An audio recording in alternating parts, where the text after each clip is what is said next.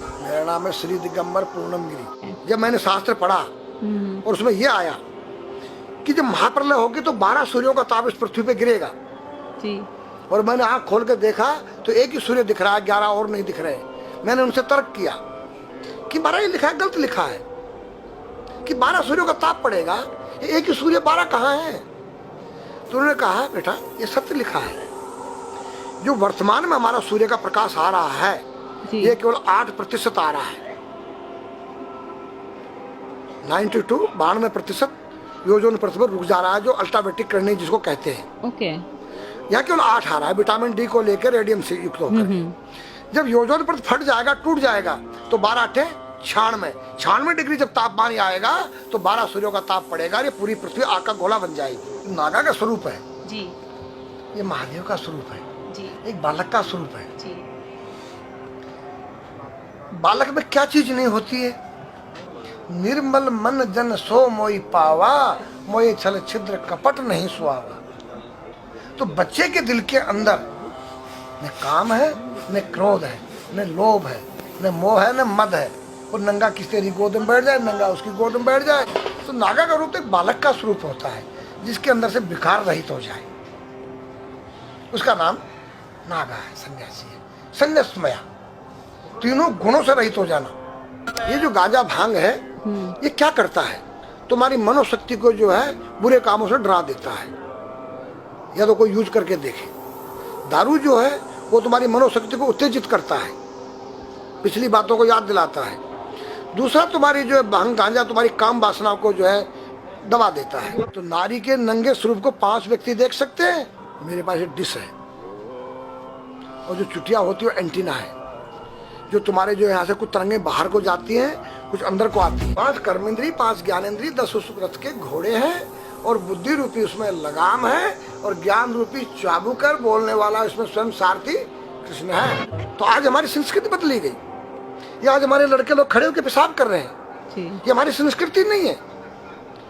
न मुसलमानों की संस्कृति है, न हिंदू की खड़े होकर पेशाब करना। जैसे अगस्त मुनि ने 3 चलू में समुद्र पी दिया। मैंने पूछा महाराज वो मामा जी का कितना बड़ा पेट था? वो पृथ्वी पर रहता था, क्या पृथ्वी से बड़ा था उसका पेट जो सारे समुद्र पी गया? मैंने कहा नहीं बेटा, वो एक साइंस थे, उस काल की वैज्ञानिक थे। उन्होंने ऐसा केमिकल डाल दिया कि पानी के 2 भागों में बढ़ गया, H2O हो गया और वो आकाश में उड़ गया। आज का जो नौजवान है ये साइंसवादी है, ये हमारी भौतिकवादी और जो हमारी धार्मिक आध्यात्मिक बात को नहीं मानेगा। इसको तुम साइंस के द्वारा अध्यात्म को मनवाएगा तो मानेगा। जैसे मैं सूर्य को जल दे करके मैं हर बीमारी का इलाज कर देता हूँ। बताओ कैसे? कैसे बाबा? सूर्य उदय हो रहा है, ये जैसे सूर्य मान लो इसको जी, और मैं यहाँ खड़ा हूँ तो हम दोनों एक ही डिग्री पर हैं जी, सीधा। इसकी जो किरण आ रही है वो सीधी आएगी। जी, मैंने स्नान किया, जी, मेरा बदन गीला है जी, और मैंने तांबे के लोटे में जल भरा तो तांबा कॉपर है, कॉपर में जब जल भर जाए तो कॉपर वाटर हो गया। राइट। और मैं अपने सिर के ऊपर से गिराया जी, और सूर्य का प्रकाश उसमें विटामिन डी रेडियम को लेकर टकराया जी, तो क्या बनेगा? रेनबो बनेगा, इंद्रधनुष बनेगा, 7 कलर बनेंगे। जो हमारे 7 कलर सूर्य के 7 घोड़े हैं। अब उसमें जो हरा रंग है वो क्लोरोफिल का है, जो पत्तियों में पाई जाती है, विटामिन डी और रेडियम से लैस है। वो मेरे मस्तक पे, मेरी आंख पे, मेरे कंठ पे, मेरे हृदय पे, मेरे फेफड़े पे, मेरे लीवर पे, मेरे पित्त पे, मेरे आमाशय पे, मेरे गुर्दों पे जब वो गिरेगा क्या करेगा? ऐसे 6 रंग कलर और बचे हैं, बैंगनी है, ऑरेंज है, नीला है। तो ये क्या करेंगे? किस चीज के प्रतीक है? जब हरा रंग क्लोरोफिल का है और डॉक्टर कहता हरी पत्तियां खाओ, सब्जियां खाओ, उसमें आपको आयरन मिलेगा। तो अब वो जो विटामिन डी से जो हरा रंग पैदा हुआ है सूर्य की किरण से कॉपर वाटर में, वो क्या करेगा? कोई वैज्ञानिक बताए तो सही मुझे। एक अमेरिका का चेला है, एक रूस का है, वो मेरे भक्त बने हुए हैं। हरिद्वार में क्या वो कोई जल दे रहा होगा सूर्य को, वो भी अपने ऐसे से फेंक रहा है, मैं बैठा देख रहा हूँ ये क्या कर रहा है। मैंने उसको बुलाया तो मैंने यही फार्मूला उसको समझाया। वो मेरा शिष्य बन गया, बोला ओ ये तो साइंस।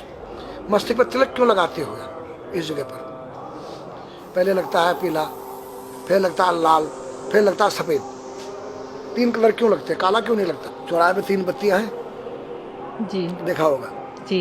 लाल क्यों है? फॉर डेंजर स्टॉप, खतरा है, या डेंजर, खड़े हो जाओ, खतरा है जी। पीला देखो चलना नहीं है, हाँ, देखो रेडी रहो, देखो। और सफेद चल सफेद सफेद तो यहाँ है उसमें ना, हाँ चावल लगा रखे हैं ना मैंने हाँ सफेद, हाँ वहाँ हरा है, वहाँ हरा है, ready to go. Go, Yeah. हरा गो है। जी। नहीं सफेद, अगर युद्ध हो रहा है, गोलियां चल रही है, सफेद झंडा लहरा दिया जाए। पीस, शांति का प्रतीक है। चावल ठंडा होता है, और हमारी यहाँ पर सुषुम्ना नाम की नाड़ी है, जी। लाल कलर है कि तुम इस योग सहयोग में आके तुम बैठ सकते हो कि नहीं, ये माहौल तुम्हारे योग्य है या नहीं, या जुआ चल रहा है, या शराब पी जा रही है, क्या तुम बैठ सकती हो? देखो पीला कलर है, देखो, आना नहीं जाना नहीं, देखो, ओ खतरा है या ठीक नहीं है, चलो। और सफेद शांति, जी। क्या यहाँ शांति है, बैठ सकते हैं। तो ये हमारी जो है संस्कृति में एक वैज्ञानिक है, जब हम खाते हैं गैस बनती है, तो बिल्कुल। चावल जब पानी में भीगे बाद ठंडा हो जाता है, और हमारी सुषुम्ना नाड़ी पर जब लग गया है तो उस नाड़ी को ठंडा करने लग गया है, उस नाड़ी से कोई गर्म गैस को ऊपर चढ़ने नहीं देगा। और हमारे शरीर ब्रह्मांड में, हमारे सिर के अंदर कोई ऐसी वायु गैस जाकर तुम्हारे सिर को परेशान नहीं कर सकता है। तो मेरे पास जितने हमारे शास्त्र पुराण ग्रंथ हैं, ये साइंस है, मैं साइंस के द्वारा इन वैज्ञानिकों को समझा सकता हूँ और रगड़ा सकता हूँ। कहा जाता है कि नागा बाबा जो हैं वो कुंभ मेले के बाद विलुप्त हो जाते हैं, ऐसा कुछ है क्या? ऐसा नहीं है, जैसे हम गंगोत्री धाम हिमालय में रहते हैं, जी वहाँ मुझे हिमालय पसंद आया। जी क्यों?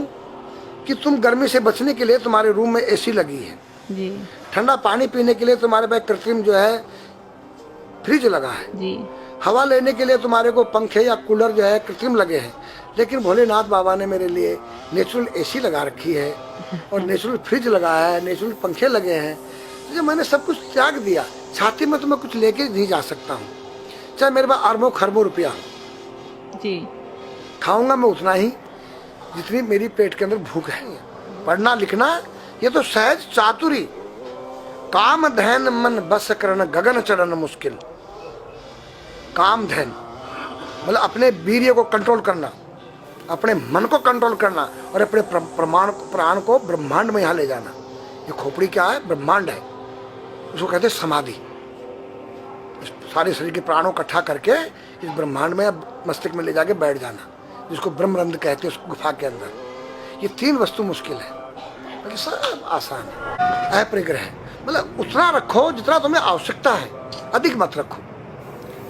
अब तुम अष्टांग योग जो है पतंजलि लगा रहे हो, और व्यापार बिजनेस चालू है, मेरी दूध को ले लो, टूथपेस्ट ले लो। अब मेरा आयुर्वेदिक अंडरवियर आ गया है। मैंने बोला वो कैसा है कि मैंने गंगा जल में जड़ी बूटे के रस में धागे भिगोए थे तब बनाया था। और मेरा दावा है कोई कितना योग कर ले, कोई स्वस्थ नहीं रह सकता है। क्यों? खान पीन तुम्हारा केमिकल, वायु में तुम्हारा केमिकल, पानी में तुम्हारा केमिकल। अब जो तुम आरओ का पानी नहीं पी रहे हो, उसके पानी के गुण ही नष्ट हो गए सब। उत्तर को सिर करके सोना क्यों मना किया है साइंस ने? हमारे शास्त्र मना करते हैं। हम उत्तर को सिर करके सोएंगे, दक्षिण को पैर करके। हम जब उठेंगे तो हमारी दृष्टि कहाँ? दक्षिण की तरफ जाती है। दक्षिण में यम का वास होता है। और जब दक्षिण को सिर करके सोएंगे तो हमारा मुंह उत्तर को जाएगा। उत्तर हिमालय है, भगवान शिव का कैलाश है। साइंस कहता है कि पृथ्वी के उत्तर ध्रुव दक्षिण ध्रुव है। पृथ्वी कैसी है पता है? तेरा सिर, सेम तेरा चेहरा 23.5 डिग्री के अंश पर है। ये थोड़ी सी चुटिया नाप लेना अपनी प्रकार लेकर के। तुम भी नाप लेना, तुम भी नाप लेना, मैं भी नाप लूँ चाहे। ये थोड़ी सी चुटिया 90 पर नहीं है, ऐसे तिरछी झुकी हुई है। ये चुटिया, ये थोड़ी है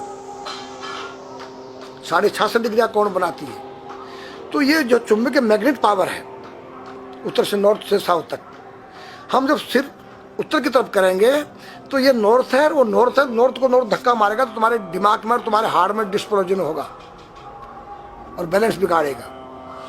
इसलिए साइंस में कहता है कि उत्तर की ओर सिर मत करो, और हमारे शास्त्र भी कहते हैं कि उधर मत करो, उधर दक्षिण की तरफ यम का वास है, उनकी तरफ दृष्टि पड़ती उठते ही। मतलब एक कहने का फर्क है, एक चीज एक ही है। आज हमारे पास योग की विद्या थी, वो गायब हो चुकी है। अब तो जो थोड़ा सा कोई एक चूहा था, वो दुकान में गया, उसको एक हल्दी कंकर मिल गया, बोला हम पंसारी हो गया है। हल्दी मिल जाने से पंसारी बन गया। जो पीटी स्कूल में कभी किया होगा आप लोगों ने, पढ़ा होगा स्कूल में, हाँ जी। उसी को योग कह रहे हैं। योग क्या है? भगवान कृष्ण के पास था, उज्जैन गए थे संदीपनी ऋषि के पास सीखने के लिए। एक ही समय में 16,808 रावणों के साथ बात कर रहे हैं, अलग अलग रूप में। योग से अनेक रूप बन सकते हैं। योग हनुमान जी के पास था। जब लंका में घुसे हैं तो मच्छर का रूप बनाया उन्होंने, मत्स्य के समान रूप धर कपि, मच्छर के समान। जब सीता के पास गए छोटे से बनकर तो पूछा क्या तेरे जैसे ही है सब? कि हाँ। फिर तो श्रीलंका पे विजय पाना असंभव है। तो हनुमान ने पहाड़ का जैसा रूप दिखाया, हिमालय जैसा। सर्जविन करना, अपने प्राण को निकाल के मुर्दे में डाल देना, उसको प्रकाया प्रवेश कहते हैं, जो आज है ही नहीं, लुप्त हो गई। जो जानता है किसी को बताता नहीं है। अगर उसका कोई शिष्य है उसको बताना चाहो, उसको जिज्ञासा नहीं उस शिष्य को सीखने के लिए।